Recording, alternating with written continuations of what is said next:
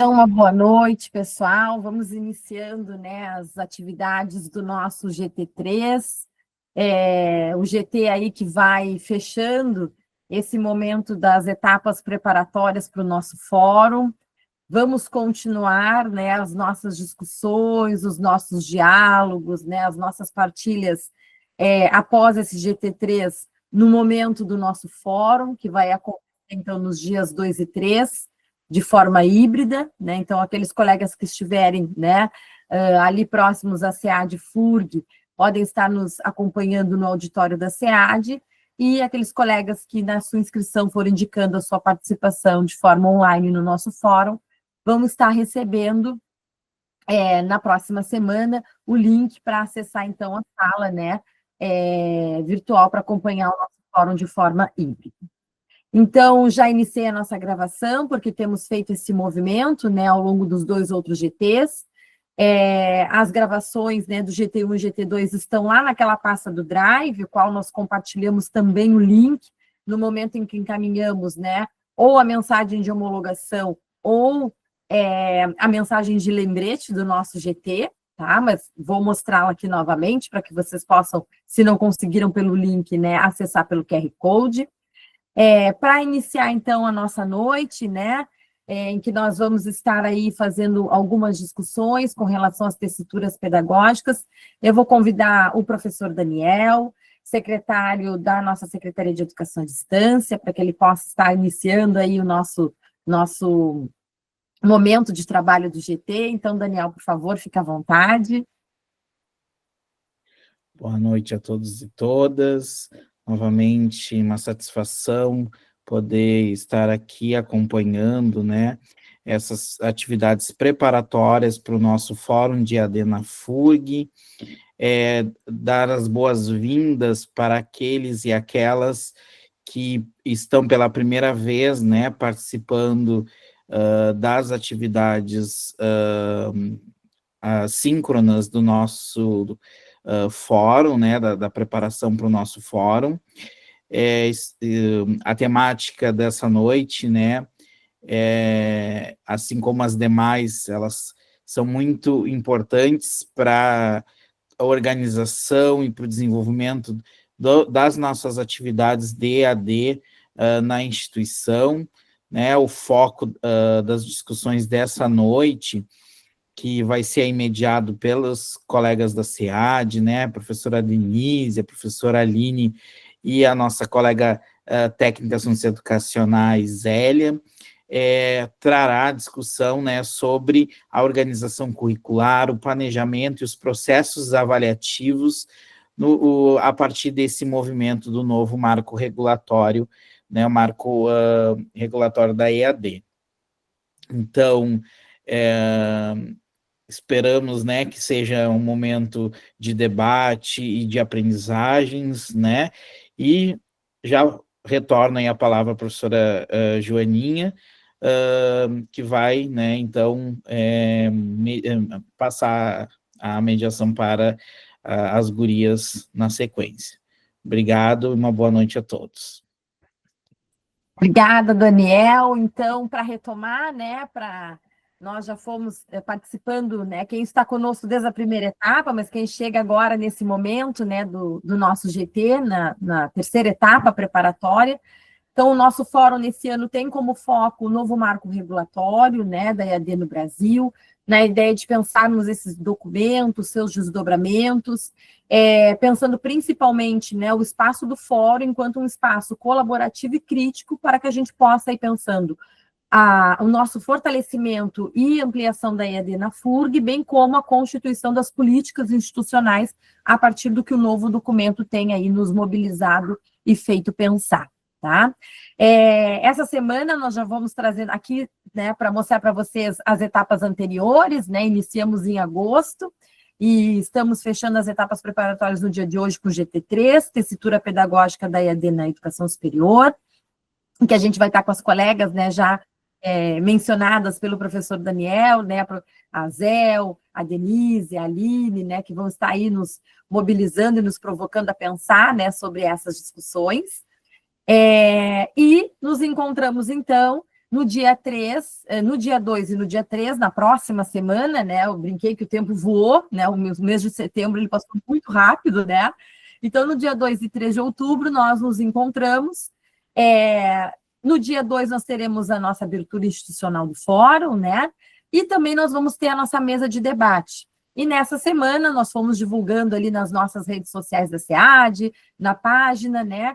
A composição dessa nossa mesa de debate, que tem como foco o impacto do novo marco regulatório na EAD. Então, essa mesa vai contar, né, com o Daniel de Aquino Ximenes.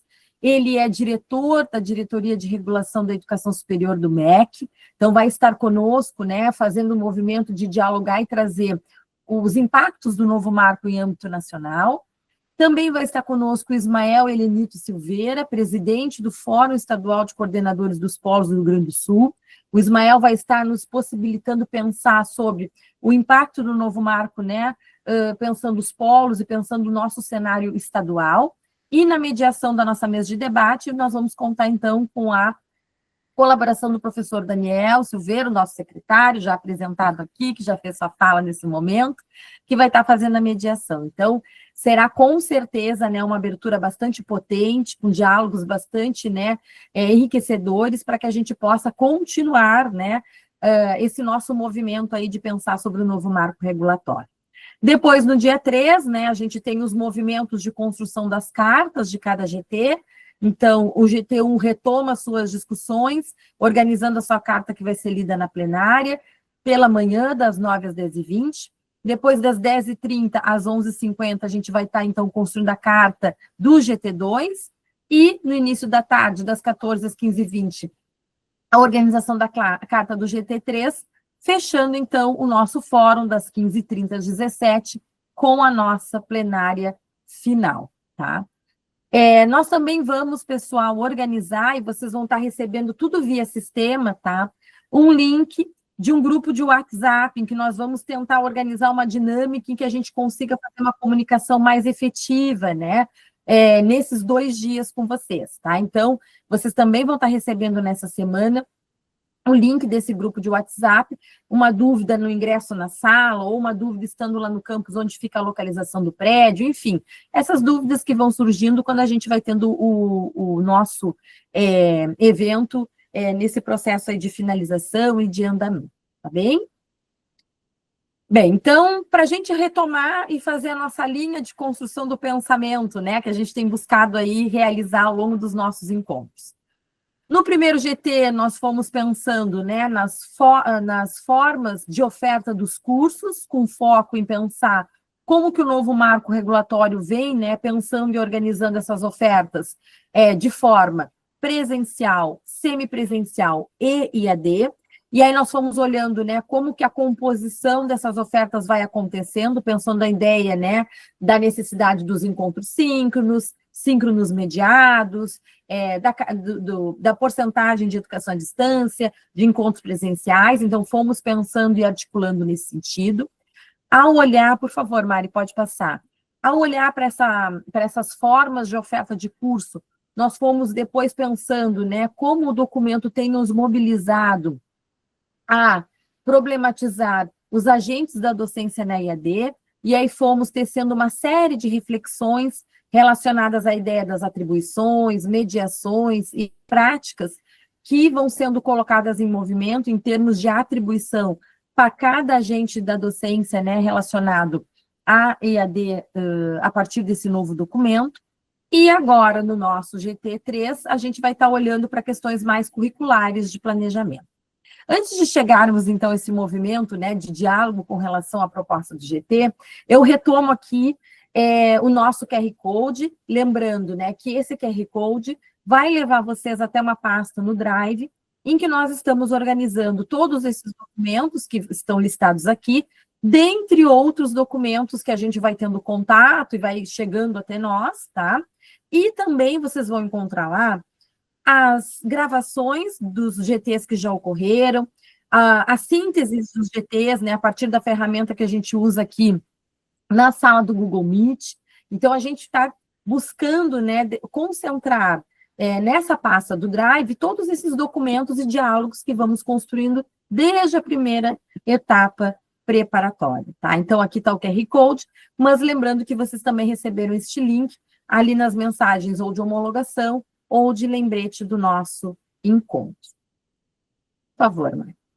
Então, agora, né, eu vou estar, né, passando aí o microfone, que nem a gente brinca, né, para as nossas colegas, né, para que elas possam estar aí tecendo as discussões, nos mobilizando para o debate. Desde já agradeço, né, a Denise, a Aline e a Zéu, né, por estarem aqui conosco, por partilharem conosco as suas percepções e olhares com relação ao documento, e fiquem muito à vontade. Obrigada, Janalina, né? Obrigada por todos que estão aqui. Uma boa noite a todos e todas. Nós vamos, então, iniciar esse diálogo, como sempre a gente procura fazer. Tá? Então, vai ter momentos de interação e momentos aqui que nós nos debruçamos sobre, né, tanto o decreto quanto os outros documentos que estão orientando a educação, a EAD, né, que antes chamava de modalidade EAD. E agora esse termo também é um termo que não está mais sendo usado, né, então pensando no formato.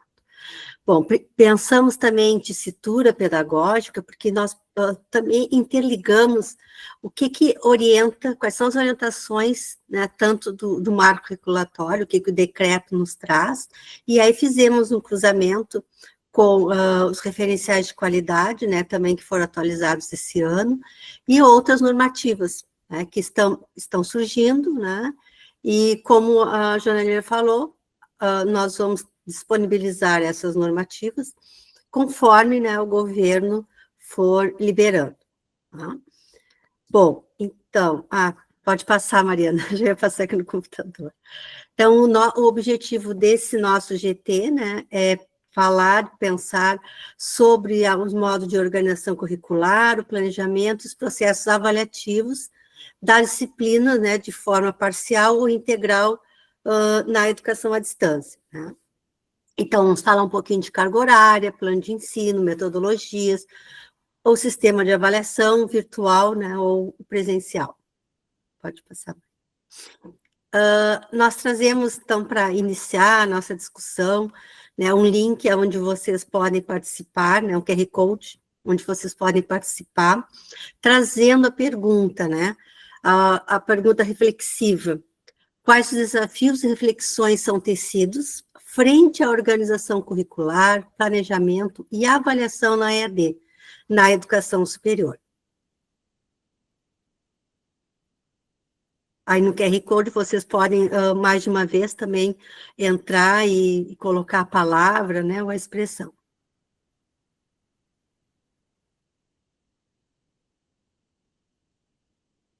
Podemos passar ou damos mais um minuto para o pessoal acessar o QR Code?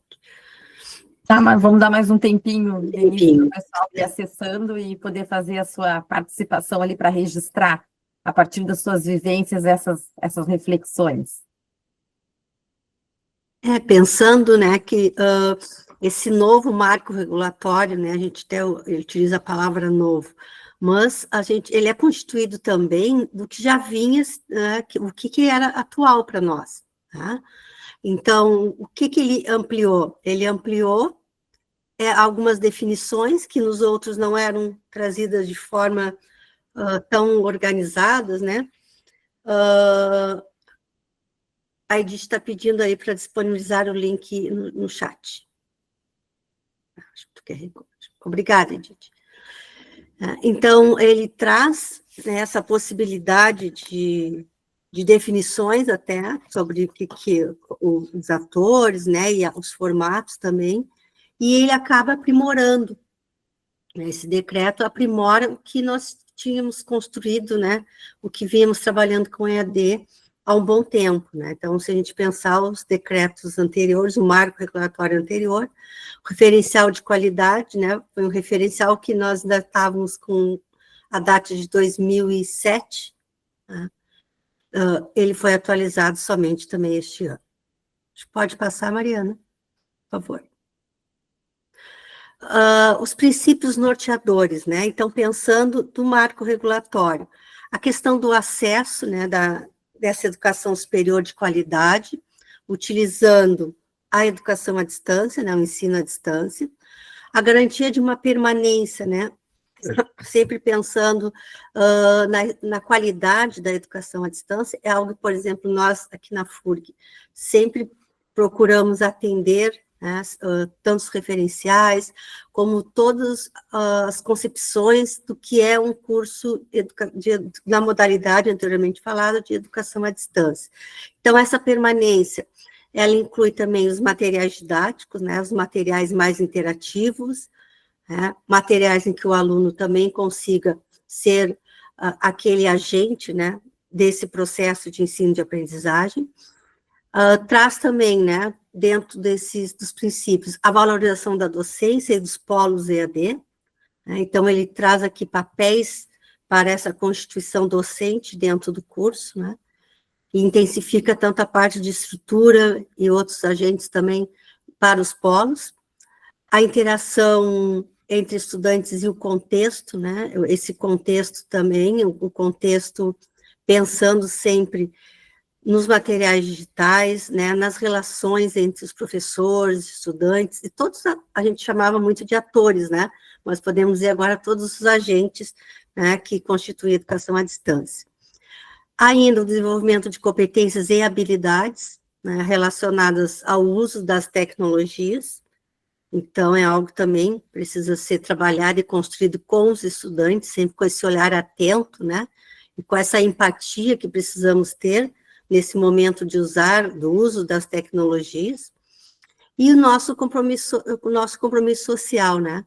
Eu digo nosso porque, como eu já estou aqui na educação à distância há 16 anos, né, mais ou menos o tempo que a Zéu, né, desde que eu entrei, e outros colegas aqui, acho que até uns um pouquinho mais, mas isso foi o que sempre a gente procura nas conversas, nas idas aos polos, tá? Com os coordenadores de polos, com os representantes dos municípios, o porquê de ofertar a educação à distância naquele polo, né, ou naquela cidade, em que pode também agregar todas o entorno dessa cidade, né, então, esse é o nosso compromisso social, chegar com os cursos de graduação, tá, com ofertas em educação à distância, que é o caso que agora nós temos desse novo marco, em lugares em que seja necessário, né, essa interiorização desses cursos que possuem essa parte, né, à distância, que pode ser ofertado com uma carga horária à distância. Certo? Mariana? Denise, Pode passar. Denise, acho que a gente mostra a nuvem agora. A nuvem do interativa, Zé? É a nuvem de palavras, É, né? porque Com os assim, desafios, né? Que antes a gente de... perguntou. Mariana, pode se colocar para nós? Acho que é interessante, né? Já compartilhar a nuvem.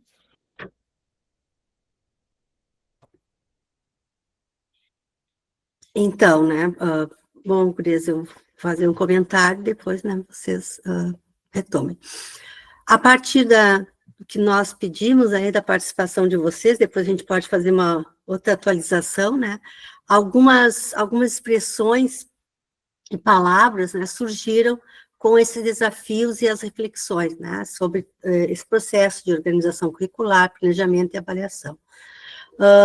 Nota-se que, por exemplo, ali, ó, inovações, né, ela se destaca a palavra da inovação, então é importante a gente discutir e aprimorar o nosso entendimento sobre inovação, de que forma podemos trabalhar a inovação dentro dos cursos, né?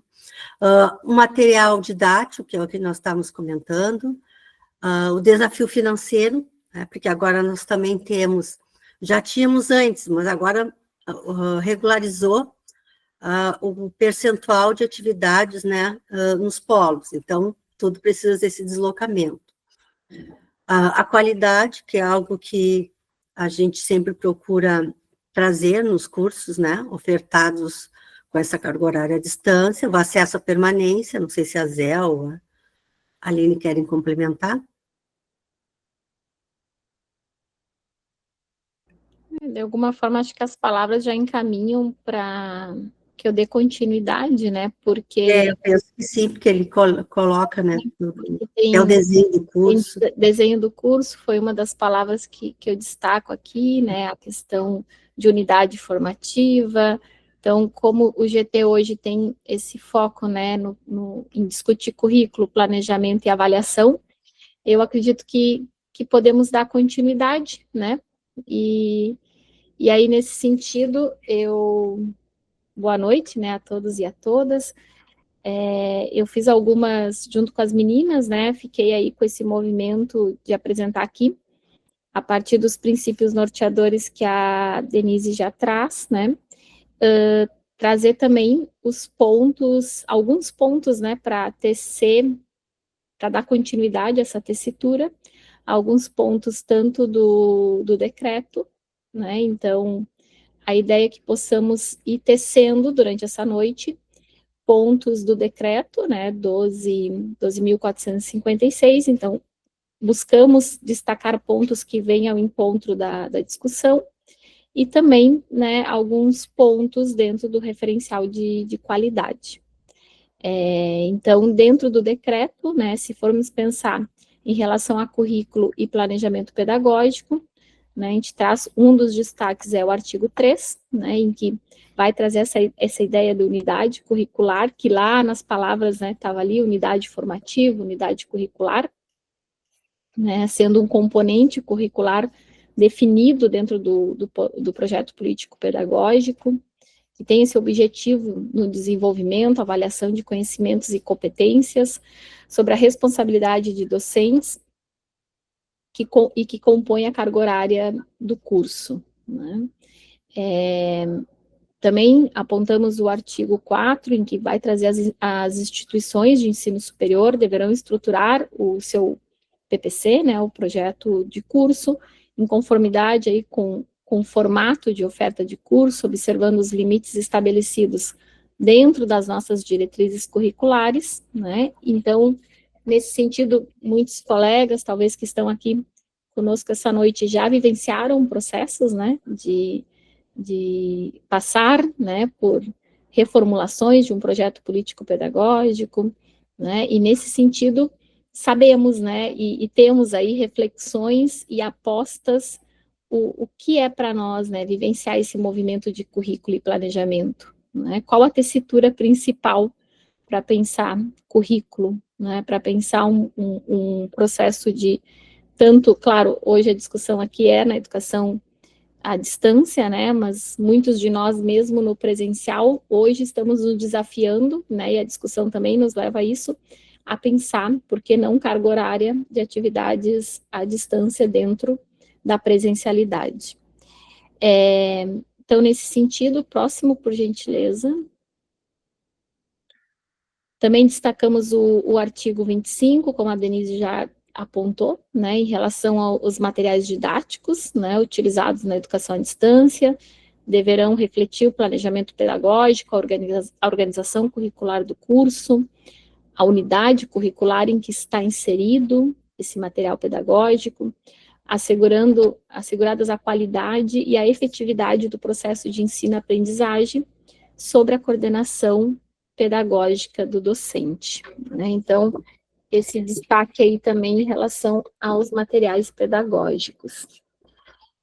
Nesse sentido, eu penso que os pontos do decreto, né, ele nos leva a olhar, né, o principal foco quando se pensa em currículo e em planejamento, que é o processo de ensino e aprendizagem, e no nosso caso, interlaçado com destaque, e aí eu retomo as reflexões de alguns aqui que colocaram a própria IA, né, hoje falar de tecnologias é falar da IA, estava lá como uma das palavras, né, então, nesse sentido, o decreto nos leva a esse movimento, né, pensar o processo de ensino e aprendizagem perpassado pelo currículo e planejamento.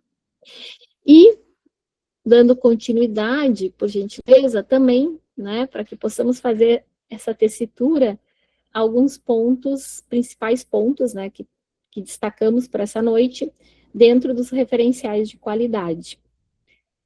Pensando, então, né, no currículo dentro dos referenciais de qualidade, novamente, né, a importância do alinhamento da proposta em relação às diretrizes curriculares, a integração com as diretrizes de extensão e formação docente no campo das licenciaturas, né, dos quais os cursos há pouco, recentemente, passaram por esse processo, né, de organizar a carga horária de extensão dentro das licenciaturas, o movimento de atualização científica e tecnológica. Então, aqui entra, né, o que acabávamos de falar, né, desse movimento, principalmente hoje, né, cada vez mais presente, da inteligência artificial e tantas outras atualizações, a inclusão de temas como sustentabilidade e empregabilidade, a perspectiva internacional e identidade profissional, trilhas de aprendizagem flexíveis e orientadas, e também o tempo mínimo aí de integralização, que os referenciais de qualidade colocam, de 10 semanas por unidade curricular. Então, aí tem vários pontos, não sei se a Denise e a Zel querem destacar alguma coisa, meninas, ou passamos para a nossa nuvem para fazer essa conversa? Eu penso que tem alguns aspectos aqui que, né, foram elencados, que no GT2, né, já houve essa fala, né? Por exemplo, a questão das trilhas de aprendizagem, né, flexíveis e orientadas. Então, não é o que a gente, muitas vezes, entende por trilha de aprendizagem, né? Mas é como será distribuído, como será encaminhado a própria disciplina dentro do ambiente virtual, né? Então, são esses encaminhamentos. Acho que podemos continuar.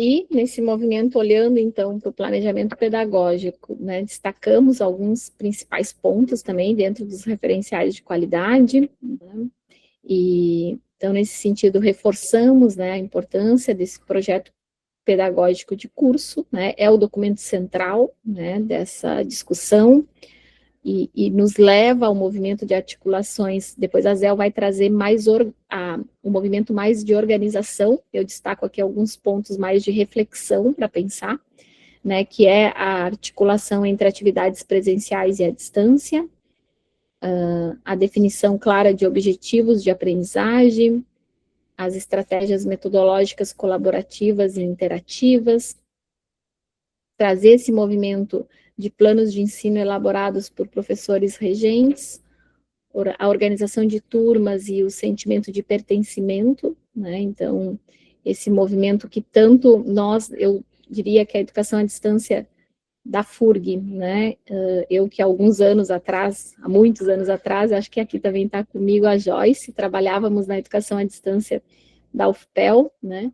E nessa caminhada eu diria que sim, né? O pertencimento da educação à distância nas instituições públicas, vamos dizer assim, ele tem um compromisso e uma qualidade que realmente é o que nos diferencia, né? E nos mostra a importância que é o trabalho que fazemos da educação à distância. E nesse sentido, né, a inclusão de metodologias ativas e tecnologias educacionais. Seguimos, aqui temos uma tessitura, né, para seguir pensando essa noite, né, então eu trouxe alguns pontos principais com a ideia, então, de tecermos projetos curriculares a partir desse novo marco, né, e aí, nesse sentido, pensamos na orientação e na organização, né, pensar o currículo, pensar nesse processo de orientação e organização. Então, o currículo, ele favorece uma direção, né? Sabemos que o currículo, ele favorece uma direção, e o planejamento pedagógico, ele organiza essa direção, né?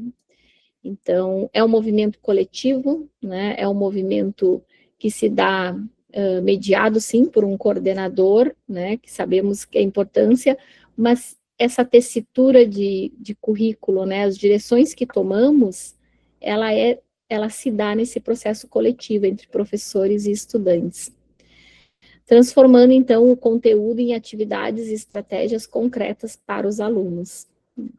Não sei se Vou terminar aqui, meninas, depois eu abro para a gente seguir. E nesse movimento, a transformação e flexibilidade, né? Então, um planejamento, a nossa aposta aqui, né? E muitos vão dialogar nesse sentido, nós, enquanto coletivo de professores, buscamos sempre o movimento de um planejamento pedagógico flexível para se adequar à realidade dos alunos, principalmente na diversidade de polos, né, que muitas vezes atendemos, né, reconhecer e pertencer a esses lugares e esses contextos educativos, de vida, de histórias desses estudantes. Então, isso, penso eu, né, que é o que leva à importância, né, do pertencimento, incorporando as particularidades e os modos de aprender de cada estudante, né, como parte de um currículo que busca, né, um processo inclusivo. Então, deixamos aí, diria que aqui já dá uma boa conversa, né, para seguirmos, mas temos mais ainda os pontos principais sobre a avaliação. Então, vão deixando aí algumas reflexões para que depois, se necessário, podemos retomar a essa tessitura, tá, que eu acabei aqui de trazer. E também como uma forma de olhar essa tessitura entre currículo e planejamento pedagógico, também no nosso estudo, né, meninas, fizemos aí mais uma nuvem, né, destacando aí algumas palavras, essa nuvem nos traz, né, a organização, a orientação, os modos de aprender, né, o contexto que estávamos falando recentemente, o conteúdo, né, o currículo, que é o tema dessa noite, a flexibilidade, eu destaco como uma das palavras muito importantes quando pensamos em planejamento, quando pensamos em currículo. Está ali a inclusão, que é uma das palavras que também estavam nesse momento, né, quando iniciamos a noite. E transformação, né, eu diria que essa palavra também é cada vez mais necessária, né, diante aí do avanço mesmo tecnológico e científico que estamos vivenciando. Por gentileza. E aí, nesse sentido também, né, olhar dentro do decreto, né, os principais pontos relacionados a pensar a avaliação, né? Então, pensar a avaliação é realmente concretizar, muitas vezes, os movimentos que apostamos, né, dentro de um planejamento. E nesse sentido, o artigo 17, ele vai destacar o corpo docente, né, que está lá dentro do decreto, e as meninas nos GTs anteriores já destacaram como é a organização desse corpo docente, mas cabe aqui retomar, né, que eu acho que é o artigo 18, não vou lembrar, mas esse corpo docente dentro do decreto, ele é entendido pelo coordenador de curso. Estão me escutando? Acho que a minha internet, sim? Sim. Esse corpo docente, pelo decreto, então, ele é constituído pelo coordenador de curso, pelo professor regente e pelo professor conteudista, né? E tendo aí, né, e destaca também o artigo, né, o auxílio aí dos mediadores pedagógicos. E nesse sentido, o corpo docente, que é constituído por esses três, né, agentes, coordenador, professor regente e professor conteudista, eles, de alguma forma, esse coletivo se torna responsável, né, pelo planejamento e pela efetivação, acompanhamento e avaliação dos processos de ensino e aprendizagem. Um outro artigo que trazemos como ponto principal é o artigo 23, né, em que as instituições de ensino superior deverão aplicar as avaliações de aprendizagem, deverão aplicar as avaliações de aprendizagem presencialmente, e isso a ZEL depois vai trazer mais, né, em termos de organização dessas avaliações presenciais, em todas as suas unidades curriculares, ofertadas de forma parcial ou integral em educação à distância. Então, a ideia é que vamos entrar mais depois nesse processo. Por gentileza. Também destacamos dentro do decreto, né, que as avaliações elas devem ser periódicas, ter um peso majoritário na nota final, incluir habilidades discursivas, né, um mínimo de 1/3 do peso. Então, aí já tem aí uma questão, né, para pensar os processos de avaliação, né, como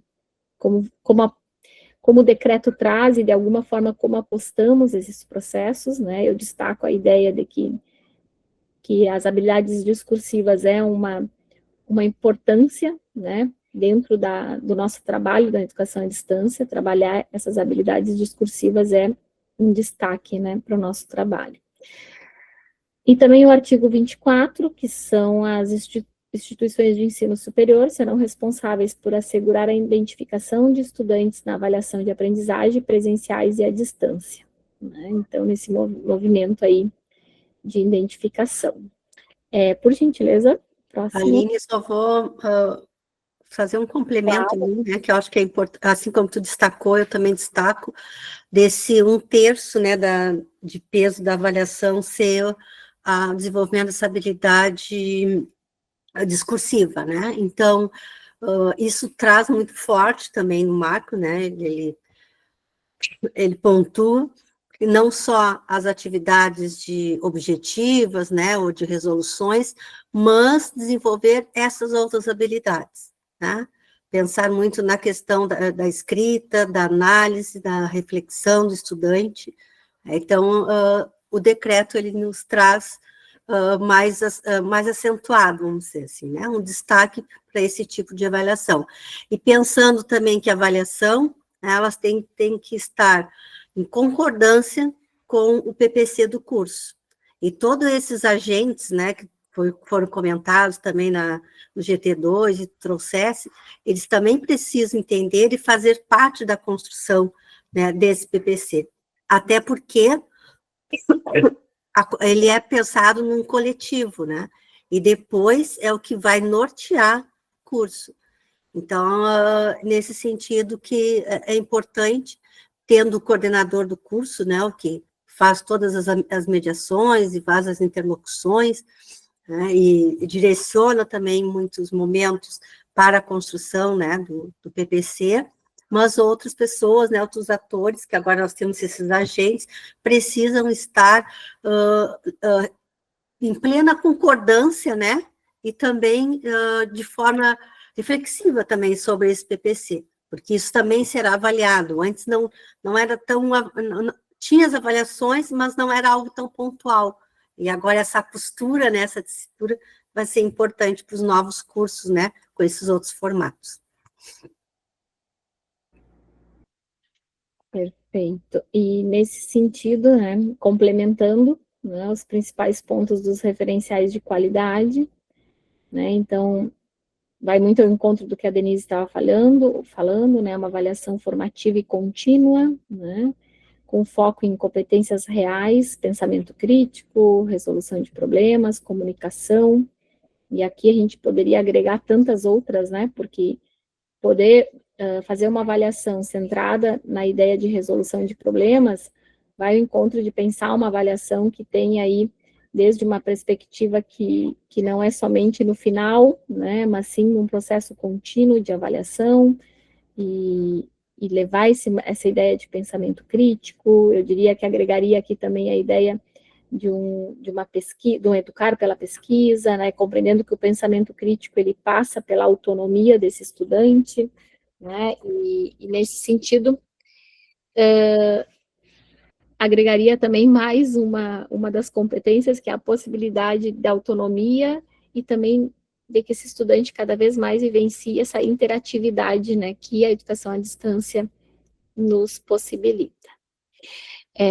Os instrumentos de avaliação alinhados, então, né, reforçando aí o que a Denise estava falando, alinhados ao PPC, né, e aos planos de ensino, e as avaliações presenciais e práticas com controle de frequência, né, e a questão do uso das tecnologias analíticas aqui, que tem algumas, que depois a Zéu pode nos destacar mais, porque a ideia agora é que a Zéu dá continuidade, né, e traz esse olhar mesmo para o movimento que é de organização, né, eu trago alguns pontos que eu diria que é muito mais de pensar, né, em termos reflexivos, o que apostamos em relação a currículo, planejamento e avaliação, e o que traz aí o marco, né, e o que traz decreto referencial de qualidade, né, para que possamos discutir e refletir, né, e tecer as nossas, essa noite, né.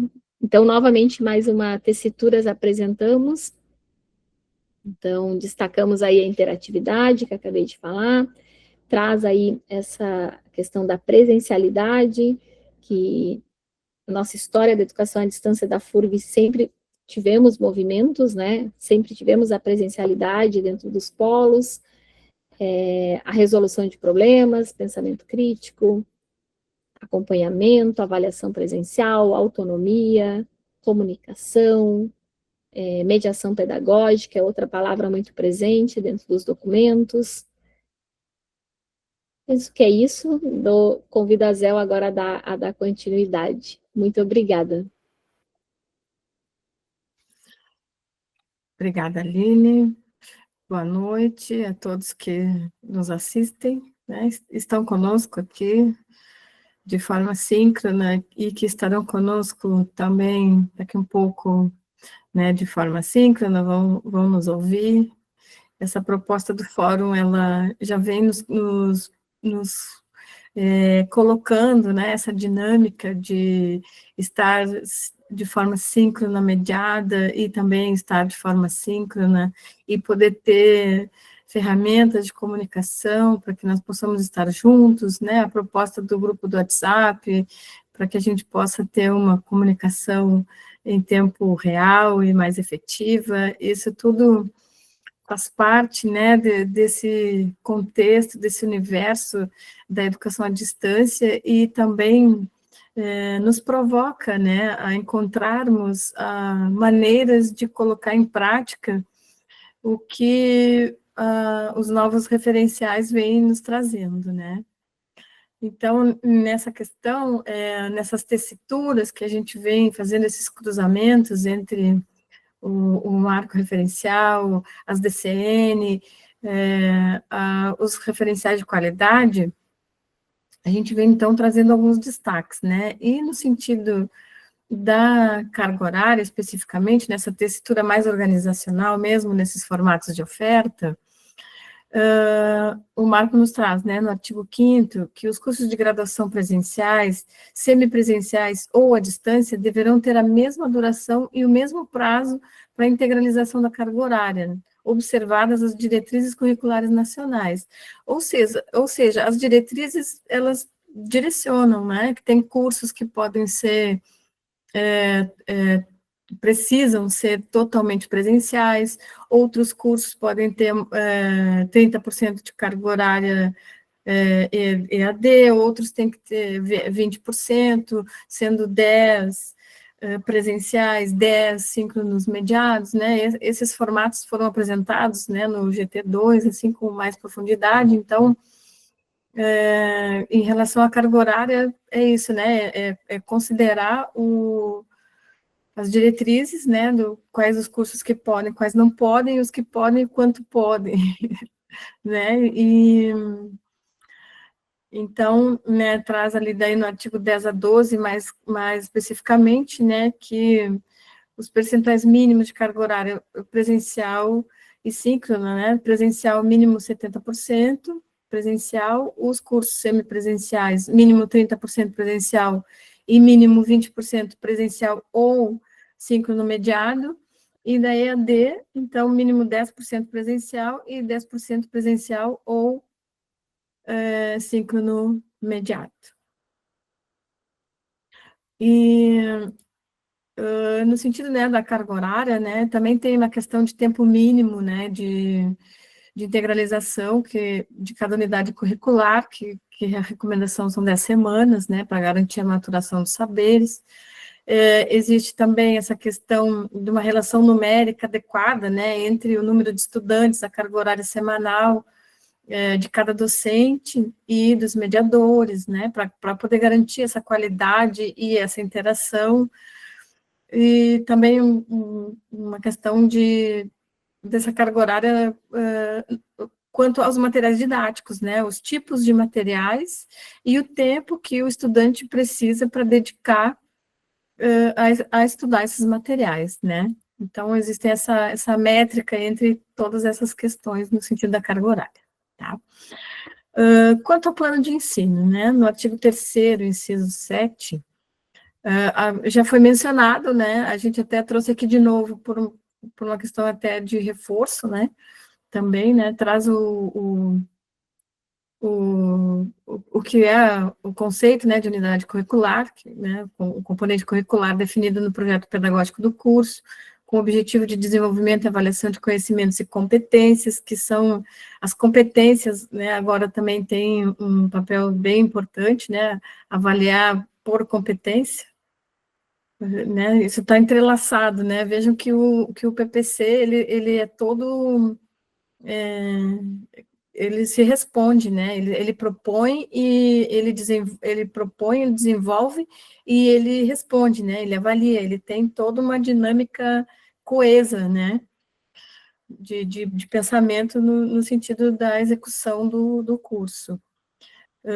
No artigo 4º, parágrafo 3º, as instituições de educação superior deverão estruturar o PPC em conformidade com o formato da oferta de curso, né, que é aqueles formatos que a gente vem falando anteriormente, né, também num exercício de nós desconstruirmos na nossa mente a questão das modalidades, né, então a gente passa das modalidades aos formatos de curso, né, e esses formatos, então, vêm dimensionando a forma como planejamos enfim, como o curso se dá, né?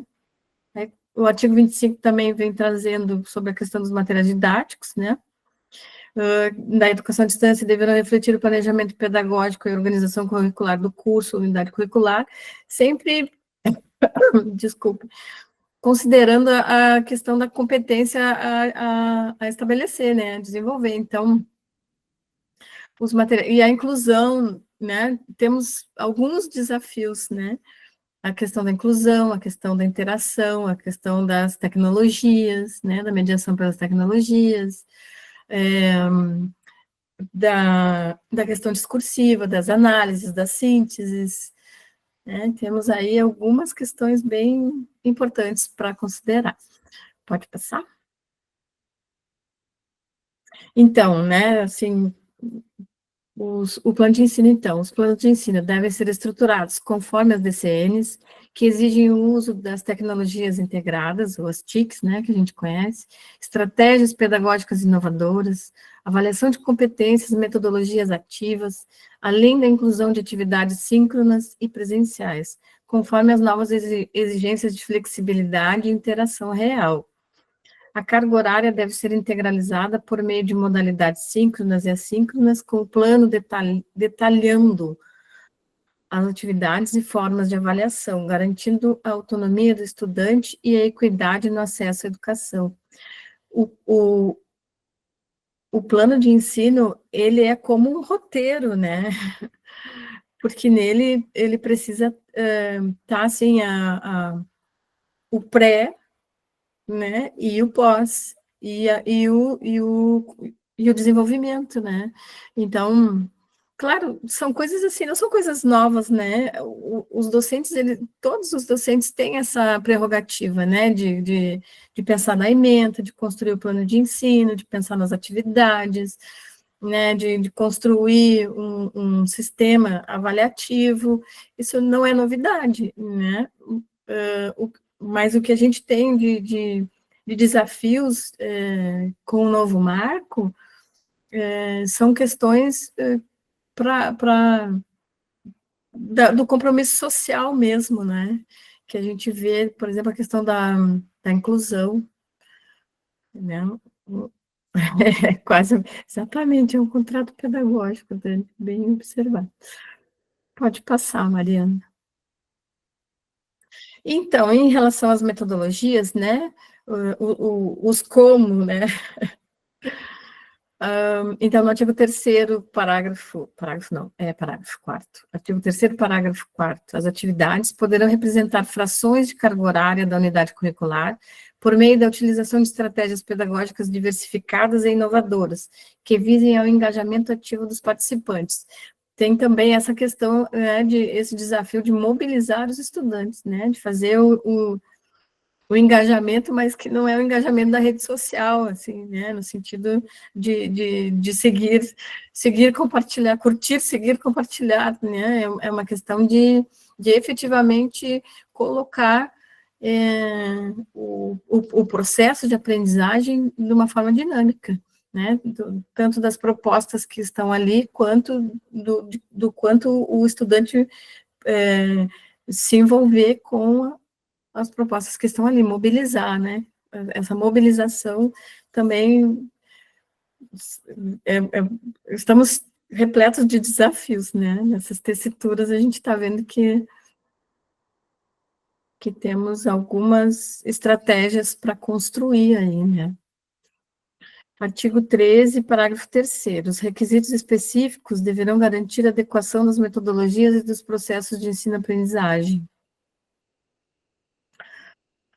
No artigo 26, as plataformas digitais utilizadas na educação à distância deverão facilitar o processo de comunicação, ensino, aprendizagem e avaliação. Né? Teoricamente, a gente já tem disponíveis, né, as plataformas. Talvez o que seja desafiador para nós é como flexibilizar, né, numa plataforma que tem ferramentas que são duras, né, como flexibilizar com uma ferramenta interativa, por exemplo, né, e conseguir chegar no nosso objetivo, né. Claro, nós que trabalhamos na educação à distância, nós já temos, assim, alguma caminhada, alguma trajetória, né, nós temos já desenvolvidas algumas habilidades de, por exemplo, não temer a tecnologia, né? Mas para professor que está se aproximando, que está chegando agora, é uma questão importante, né? Então, nós também precisamos trabalhar com questões emocionais, né, em relação a esses desafios, né? Como que eu vou fazer, né? Como que eu vou dar conta, ou como que eu vou propor uma metodologia ativa se eu não sei, eu não conheço, não sei trabalhar nesse novo modo, né, nesse novo perfil. Então, essas habilidades, elas são para serem desenvolvidas em conjunto, né, de forma colaborativa, é uma coisa bacana, assim, porque quantos alunos também têm já desenvoltura, né, em algumas questões de tecnologia. Pode passar, Mário. Então, as tecnologias devem ser flexíveis e inovadoras, utilizando tecnologias de informação e comunicação para promover o engajamento do aluno e a qualidade do ensino. Isso implica em materiais interativos, com linguagem dialógica, plataformas que garantam a comunicação entre alunos, docentes e tutores, além da avaliação contínua e com atividades presenciais. Pode passar. Né? Então, esses novos formatos, né, também nos desafiam a pensar formas de avaliar, né, porque as universidades, às vezes, têm, assim, um formato, o sistema de avaliação, é sistema 1, é sistema 2, né, elas já têm umas diretrizes de como avaliar, então, também são questões que precisam ser reinterpretadas, né, revistas, reinterpretadas, ressignificadas, para que possa também a instituição apoiar, né, fornecer, melhorar os seus instrumentos, melhorar as suas prerrogativas para apoiar o docente, né, nessa nova empreitada, porque temos aí 2 anos, né, para amadurecer, aprofundar e repensar algumas coisas, né. Então, em relação ao sistema de avaliação virtual e presencial, o artigo 17 traz que o corpo docente será responsável pelo planejamento, efetivação, acompanhamento e avaliação dos processos de ensino-aprendizagem. E no artigo 23, as instituições de educação superior deverão aplicar avaliações de aprendizagem presenciais em todas as suas unidades curriculares ofertadas, de forma parcial ou integral em educação à distância.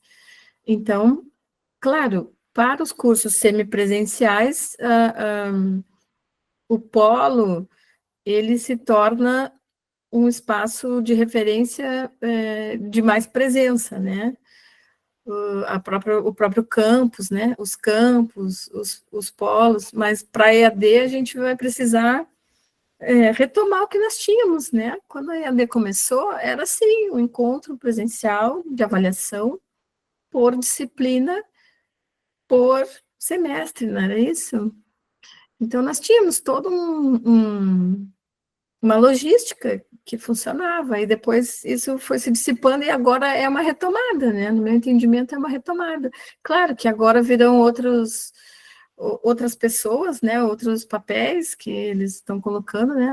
Os mediadores, né? Os assistentes pedagógicos, então, de certa maneira, tem um coletivo maior aí, né? Para dar conta dessas questões. Pode passar. Então, essas avaliações deverão ocorrer periodicamente, ter peso majoritário na nota final, incluir habilidades discursivas, que essas aqui já estavam lá, né? Mínimo um terço do peso total. E no artigo 24 também, então, as IES são responsáveis por assegurar a identificação do estudante nas avaliações de aprendizagem presenciais e à distância. Essa identificação tem aquelas questões de rosto, né, de leitura facial, ou da mesma forma que tem, por exemplo, quando a gente entra no GovBR, que tem as autenticações em 2 fatores, são questões tecnológicas mesmo, que as universidades vão se adaptar, né? Mas precisa isso, né? É uma garantia de identificação do estudante. Pode passar. Isso, pode voltar um pouquinho só, porque eu vou complementar aqui, né? Então, na questão do plano de ensino, né? Retomando, que é elaborado pelo professor regente da unidade curricular. Esse currículo deve conter as trilhas de aprendizagem atualizadas, metodologias ativas e interativas, articulação entre conteúdos, atividades, objetivos de aprendizagem, bibliografia, videografia, audiografia, linkgrafia e outros recursos agora que conversam com a questão tecnológica, né? A comunicação deve ser clara, apresentando aos estudantes no início do período letivo, né? Inclusão e acessibilidade, o plano deve considerar os aspectos, né? E deve ser claro, o estudante deverá saber já no início quais as atividades são presenciais, quais são síncronas mediadas, quais são à distância e de que forma elas serão avaliadas, né?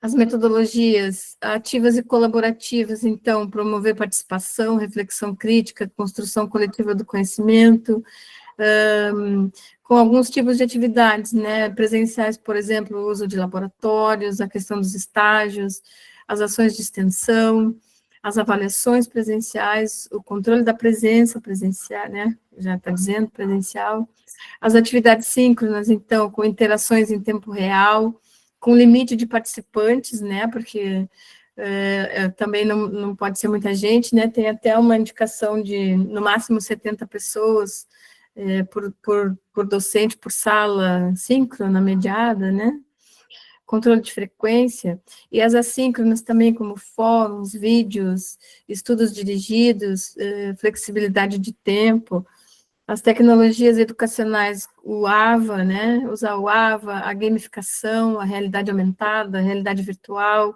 os laboratórios virtuais, os novos espaços da inovação, né, que tem os espaço makers, né, isso também é uma coisa interessante, porque é como se fosse uma oficina, uma grande oficina, onde o estudante pode testar o que lhe interessa, né, como uma grande sala cheia de equipamentos e materiais, e ele pode também ter acesso e alguns roteiros, né, de atividades que ele possa desenvolver com um material ou outro, né.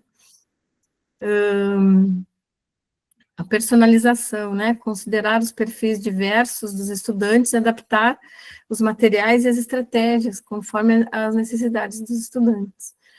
Na questão do sistema de avaliação, então, né? Uma avaliação formativa e contínua, promovendo a autonomia e desenvolvimento dos estudantes, com instrumentos que reflitam as competências reais, né? Pensamento crítico, resolução de problemas,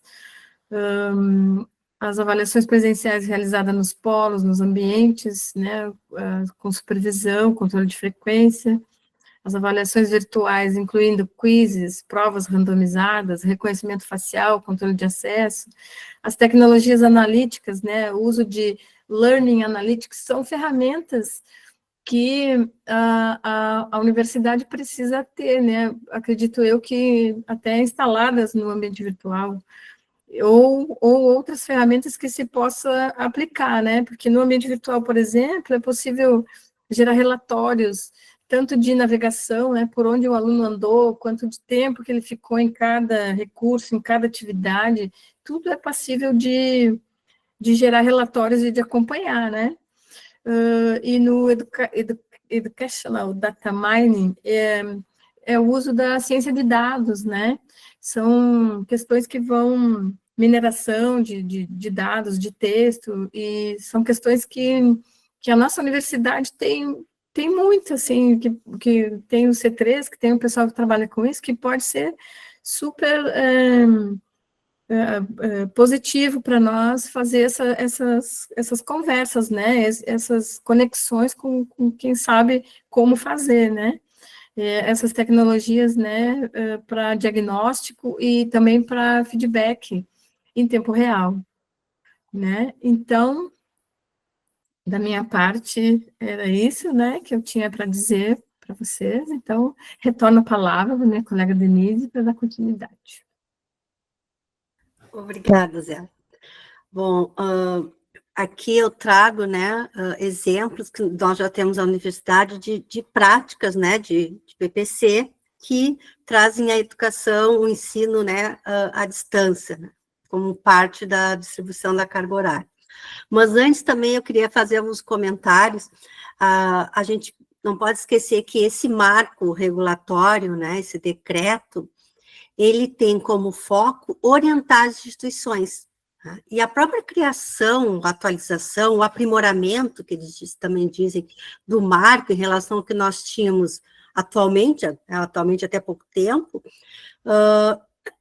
ele também traz e mostra claramente, define, né, como eu falei, definições e orientações, e traz o formato dos cursos, né, que nós temos a partir desse marco, traz os agentes, então, ele fala em profissionais da educação, né, então já usa também outra nomenclatura, né, traz também a linha de o formato do curso presencial, semipresencial, né, e à distância. Então, aquela palavra que nós usamos, que era a modalidade, né, deixa de existir e vem com uma nova nomenclatura. E pensando também na construção desse marco, pessoas, foi feito por especialistas, né, e por instituições de ensino superior. Nós estamos falando aqui de uma universidade, né, que é a nossa, que já traz a educação à distância há um bom tempo, né? Desde o momento que ela surgiu lá em 96, né? Foi o primeiro marco que nós tivemos ali em 96, acho que até eu tinha anotado aqui. Ali já começa as orientações, né? Foi da LDB, né?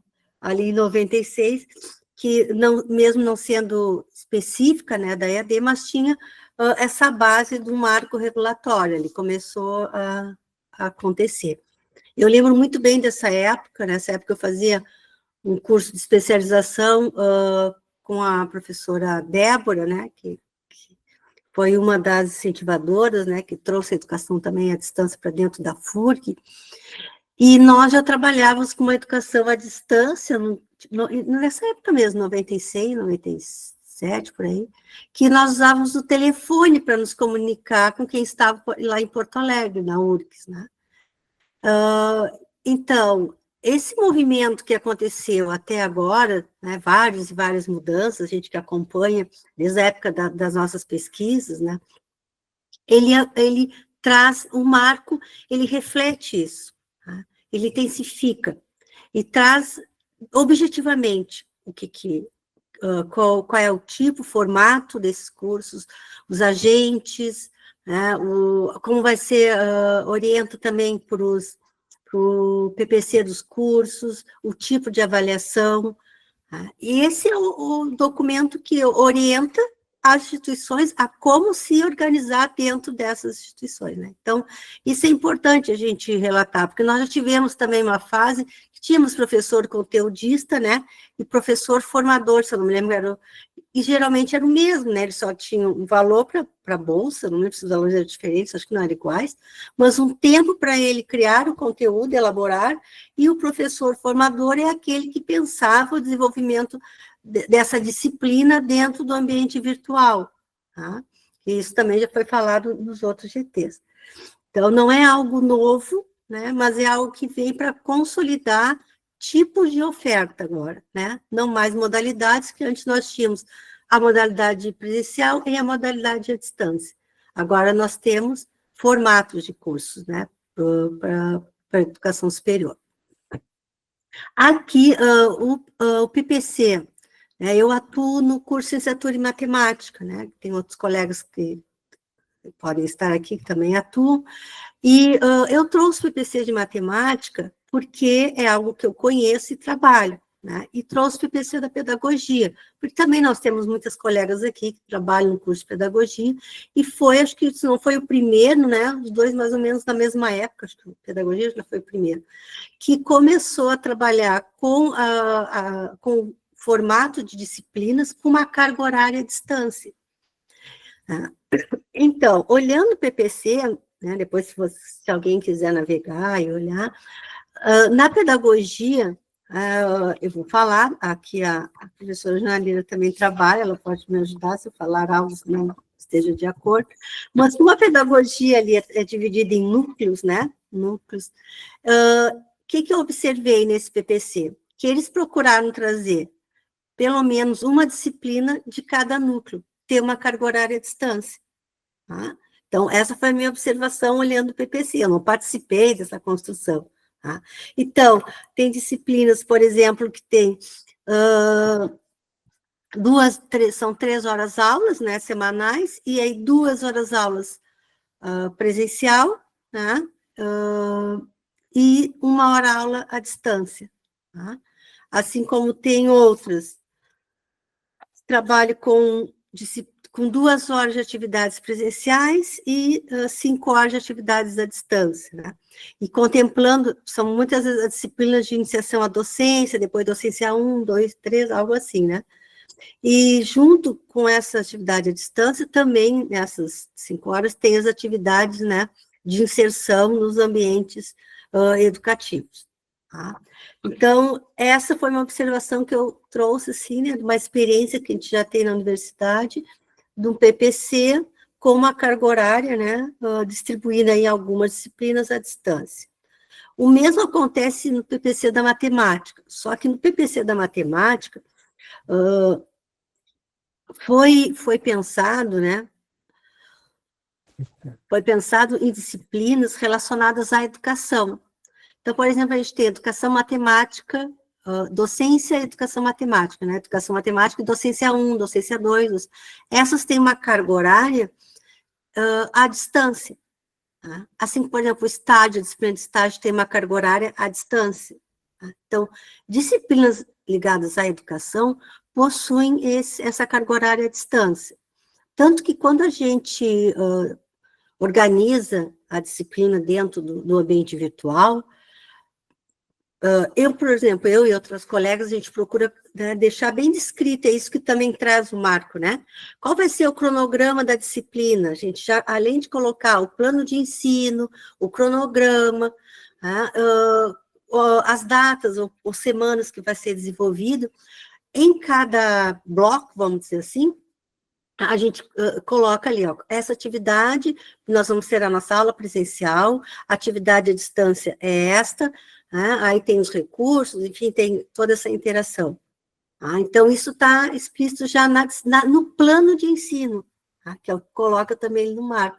A importância desse plano de ensino estar de acordo com lá o PPC do curso. Né? Então, são exemplos de PPCs que a gente tem e traz, né? Até vocês podem navegar ali pelo site do IMEF, ele encontra o PPC da matemática e da pedagogia o mesmo, né? Encontram esses movimentos, assim, de já incorporar, né, uma parte da carga horária do curso, né, com atividades à distância. Então, eu trago essas duas experiências, né? E agora a gente pode também, acho que já encaminhando, para vocês trazerem, também refletirem sobre algumas questões, né, que surgiu da nossa conversa aqui entre eu, a Zéu e a Aline, né, nesse estudo, assim, nesse debruçar-se por os documentos. E não quer dizer que em outros momentos que a gente vai continuar, né, se debruçando e outras normativas irão vir, com certeza, né, também a gente não tenha outros olhares, né, porque não é algo que compreendemos, e por isso é tão importante essa participação no fórum, para nós também, para todos, porque a gente pode dialogar sobre, né, e pensar em relação ao que o documento orienta para as instituições de ensino. Tá? Bom, então, os planos de ensino em AD devem ter diferenças significativas em relação aos presenciais. Quais seriam essas? Né? Quais seriam essas diferenças para esses planos de ensino, né, que teria essa carga horária EAD? Tá?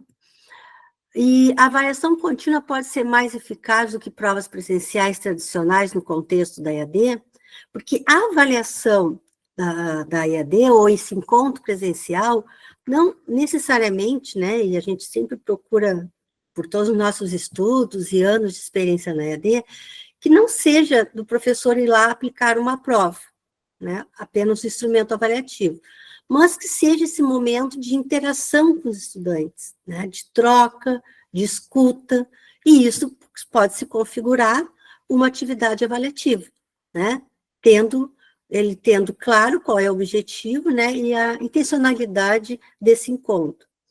Então, essas duas questões a gente traz aqui para vocês, né, quem quiser fazer uma escrita ali no chat, né, ou até mesmo nos enviar, o que pensam e o que a gente pode construir em cima desse debate, tá? E eu acho que, por enquanto, né, nesse preparatório, eu acho que é isso, né, que nós procuramos trazer, assim, para vocês, esse pensar reflexivo. Temos muitos desafios, com certeza, na educação à distância, sempre tivemos, tá? Vai mudando ali algumas nomenclaturas, mas o compromisso que nós temos, né, é o que eu sempre digo, quem entrou na educação à distância, né, eu que pesquiso há tantos anos também, com outros colegas aqui, a educação à distância, e trabalhamos também com ela, somos apaixonados, né, então, o que vem para nós que diz que é novo, não, né, é sempre aprimorando, e vamos nos adequando também essas novas necessidades, novos caminhamentos da EAD. Obrigada. Zé, quer falar algo, Aline? Obrigada, Denise, Zé e Aline, pela ótima exposição, né, de tantos elementos, porque vocês foram compilando, né, uma série de informações, que são muitas, né, e vão nos fazendo cada uma delas pensar como que vamos nos organizando pedagogicamente, né? E aí acho que um ponto extremamente importante é pensar esse plano de ensino que dá o tom, né, para articular tantos elementos que esse documento vai nos fazendo pensar, principalmente pelas disposições, tá? Denise, eu só vou aproveitar o momento aqui, enquanto o pessoal vai se acomodando e vai pensando, né, nas contribuições a partir das perguntas mobilizadoras que trouxeste. O curso de pedagogia, as suas disciplinas, o Instituto de Educação, ele é organizado em núcleos, tá? E o curso de pedagogia, ele está num núcleo que é didática, peraí, deixa eu lembrar, que é didática e práticas de ensino para os anos iniciais e para a educação infantil. E aí, então, a Edith até trouxe ali no chat as disciplinas, as componentes curriculares relacionadas às inserções nas escolas é que tem essa carga horária EAD, né? Esses 20% dentro do que a nossa normativa institucional coloca, assim. Então, ela vai ficando aí nessas disciplinas, né? E é um desenho que o curso de pedagogia realizou e que vem pensando, agora o curso está sofrendo, né? Estamos falando, o curso de pedagogia vai sofrendo aí esse movimento de atualização também da sua proposta pedagógica, então a gente está vivendo um momento aí falando isso no curso, né, com essa carga horária, né, para a gente ir pensando. Pessoal, sintam-se muito à vontade, muito convidados e convidadas para estar aqui conosco, contribuindo, né, para a gente pensar essas discussões. O Daniel está com a mãozinha levantada, vou passar para ele, e o pessoal também vai ficando à vontade para levantar a mão, fazendo as suas inscrições.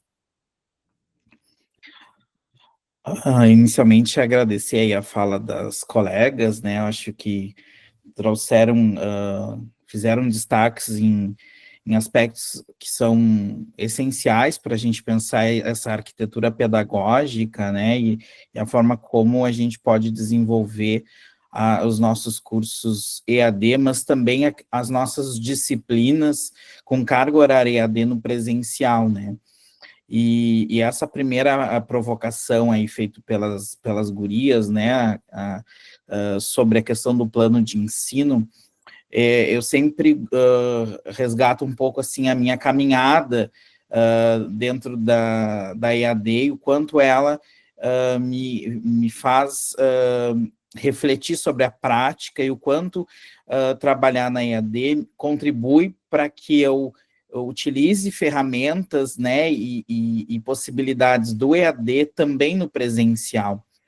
E lá em 2019, né, aproveitando que a Denise citou aí como exemplo, não só a pedagogia, mas também o curso de licenciatura em matemática presencial, lá em 2019, quando a gente né, promoveu as discussões sobre as reformas curriculares, ainda pensando, né, a adequação dos currículos à resolução a 2 de 2015, que era o que estava vigente à época, né, nós fizemos um movimento, já que o curso de licenciatura presencial, ele é noturno, que pela resolução nós teríamos que fazer a adequação da carga horária às 3.200 horas. E um curso noturno, no formato que temos, nós não conseguimos atender o mínimo da carga horária. Então, debatemos muito no núcleo docente estruturante ali do curso de matemática, apostando na possibilidade,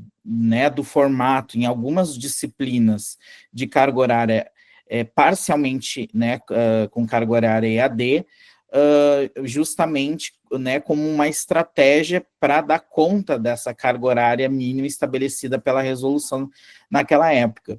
Mas, claro, quando nós fizemos essa proposição, nós investimos essa carga horária, sobretudo, em disciplinas, né, de docência, que são ministradas por professores que já têm uma trajetória, uma experiência, né, consolidada na EAD.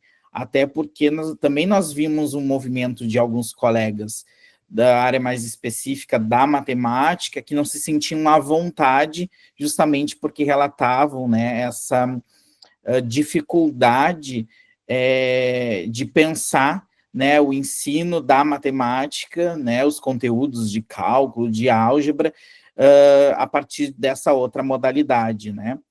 E aí, com isso, né, nós iniciamos um movimento também de pensar como organizar os planos de ensino de modo que os próprios estudantes pudessem se guiar pelo plano, né, e entender também essa lógica de organização da disciplina. Porque, como a disciplina é híbrida, porque ela acaba tendo carga horária presencial e também EAD, nós temos os momentos de encontros presenciais, né? Mas muito do que nós já construímos pela experiência no EAD fez com que a gente estivesse maduro naquela época também para pensar a adoção, né, dessa forma de organizar o currículo do presencial.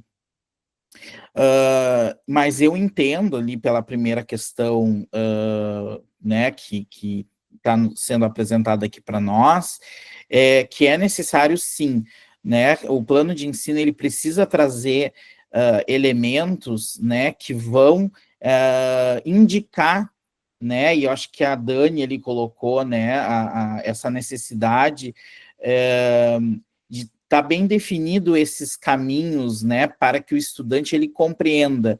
Se é uma disciplina totalmente EAD, como ela vai ser organizada, quais são esses momentos, quando inicia, quando termina, né, quando eu vou ter uma atividade síncrona mediada, né, a Zéu colocou isso, né, porque é uma forma também do estudante se organizar, né, porque quando a gente está no presencial, a gente tem uma organização, né? Quando é no EAD, é uma outra forma da gente também se organizar o seu tempo, né? Porque se eu não tenho um encontro presencial, se é uma disciplina totalmente EAD, em que momento eu vou dialogar com esse professor?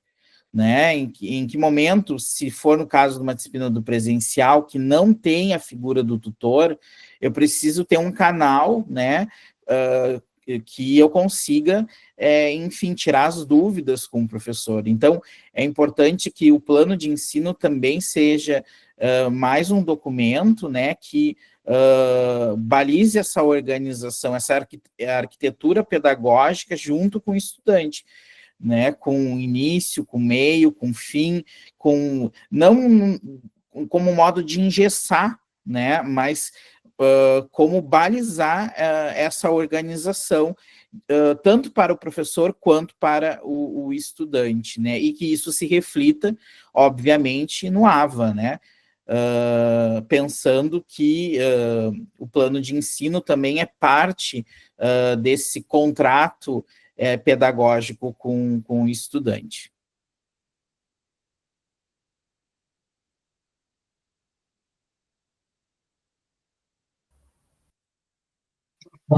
Obrigada, Daniel. Bom, a gente já foi tendo aqui alguns comentários, né, no chat, eu vou fazendo a leitura para que a gente também possa ir tecendo diálogos, né? A Daniele, ela colocou que os planos de ensino na EAD precisam trazer os caminhos bem delimitados, assim como o Daniel foi trazendo aqui, né, para os estudantes saberem exatamente onde estão e para onde vão. Isso inclui momentos de aulas, avaliações bem definidas. Lorita, né, trouxe a questão sobre os planos de ensino, considero que os componentes curriculares devem ser pensados de forma interdisciplinar, e é interessante porque já tivemos a experiência de um curso ofertado, né, na nossa instituição, na FURG, que foi Ciências Licenciatura, que tinha, né, as interdisciplinas compondo, né, o seu currículo, e eram organizações, assim, desafiadoras para os docentes, porque a gente, embora tenha todo um trabalho pensando sobre a interdisciplinaridade, como é difícil mobilizar e pensar e trabalhar dessa forma, né, não só ficar nessa ideia de incentivo, né, mas eu acho que é uma ótima experiência para pensarmos. Aí Tiara trouxe, como pensar nas avaliações, é uma pergunta, tá? Como pensar nas avaliações contínuas, nesse contexto que temos os alunos pedirem menos atividades? Ouvimos muito isso na semana passada e me pergunto como conciliar. Aí a Joyce vai trazendo, né?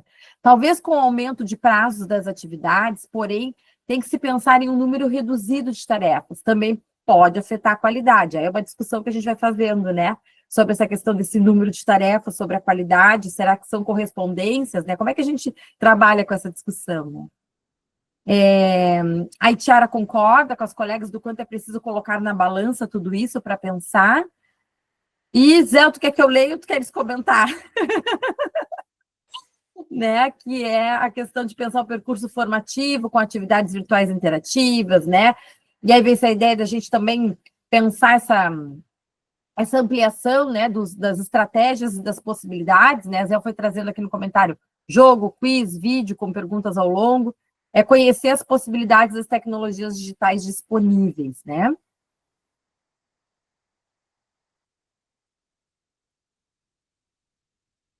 Sim, sim, Joana, o que me ocorre, assim, né, que me mobiliza é que, claro, nós precisamos mapear, né, quais ferramentas, aplicativos, ou enfim, né, essas questões de tecnologia temos disponíveis na instituição, né, e também promovermos momentos de troca, né, entre os docentes. E até, eu me lembro que teve uma época que a gente fazia umas oficinas lá na SEAD e o requisito para participar da oficina era ter um plano de ensino. E aí a pessoa, para participar da oficina, levava o plano de ensino, e aí a gente conversava ali no coletivo e repensava aquele plano de ensino a partir das ferramentas que a gente tinha no ambiente virtual. Era muito interessante, porque era uma criação coletiva ali, né? Uma consideração, as pessoas se auxiliando, porque não é assim muito fácil, né? Alguns de nós têm algumas facilidades para algumas coisas, outros nem tanto. Então, esse sentimento que eu digo, né, de união, de coletividade, de troca de experiência, ele, para mim, é um divisor, assim, né? Acho que é uma questão a ser resgatada até, né, e mobilizada dentro da instituição, da gente conseguir se auxiliar, né, uns aos outros.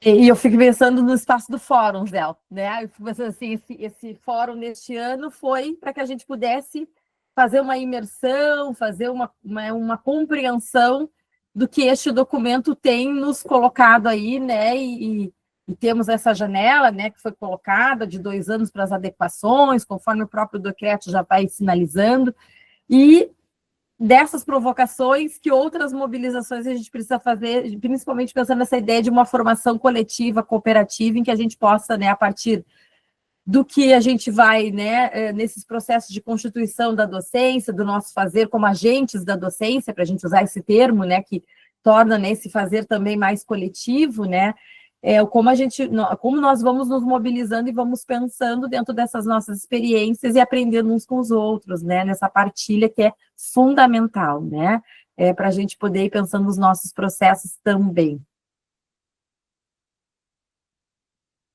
O espaço está aberto, pessoal, fiquem à vontade. A Magda trouxe um comentário: acredito que há diferenças significativas entre os planos EAD em relação aos presenciais, isso em relação à própria necessidade de atender ao novo marco, deixando explícito atividades síncronas, assíncronas, avaliações presenciais de acordo com o formato, questões que se diferem no plano de ensino no formato, né, presencial. Eu acho, né, Joaninha, que a Magda traz um ponto ali, né, deixa explícita a questão das avaliações presenciais, né, e eu acho que isso a gente precisa retomar essa discussão, porque a questão da avaliação presencial, inclusive no formato EAD, ela sempre fez parte, né, desde lá do decreto de 2005, e com a própria questão ali da pandemia, que a gente teve que estabelecer uma outra forma de ensino, que foi o ensino emergencial, né, remoto emergencial, as pessoas passaram a construir uma outra forma de fazer avaliação, né, e ótimo que, né, as pessoas puderam se apoiar nas tecnologias para pensar esse outro modo, né, de desenvolver suas práticas, mas, ao mesmo tempo, a gente não pode esquecer a questão, né, que, mesmo sendo no formato EAD, as avaliações majoritárias, elas precisam ocorrer de forma presencial, né? No caso dos cursos EAD, o estudante tem que se dirigir ao polo para fazer essa avaliação. Isso é legislação, né? E para aqueles professores, né, que atuam em disciplinas de cursos presenciais com carga horária EAD, seja 100% EAD ou parcialmente EAD, a avaliação com maior peso também precisa ser presencial. E a gente tem visto, sim, né, observado algumas práticas aí indo contra o que os referenciais, né, nos trazem, que a própria legislação vai definindo, né? E eu concordo ali com o que a Magda coloca, né, que há necessidade dessa demarcação, né? E o plano de ensino, que é, vamos dizer assim, a porta de entrada nossa, enquanto docentes, no desenvolvimento das disciplinas, isso tem que estar muito bem diferenciado, né? Tem que estar demarcado ali o que vai ser síncrono, o que vai ser que a avaliação é presencial, né? A avaliação de maior peso, ela tem que ser presencial, porque senão a gente parece que vai construindo um outro modo, né, de desenvolver esse processo avaliativo, e os próprios estudantes também acabam sendo induzidos de que essa avaliação, ou muitas vezes eles também vão desejando, né, que esse processo avaliativo ocorra totalmente pelo AVA ou de uma forma síncrona, né? Então, essas adequações a gente também tem que tomar cuidado para não estar ferindo ou infringindo as legislações, né? Porque nós passamos por processos de avaliação, né? E isso faz parte, né? Ali por parte dos avaliadores, nós somos questionados como ocorre o processo de avaliação nos cursos, e isso é perguntado tanto para o corpo docente, para o núcleo docente estruturante, né, para os tutores, para os estudantes, né, e então a gente tem que ter um balizador e seguir, obviamente, a legislação nesse sentido, né.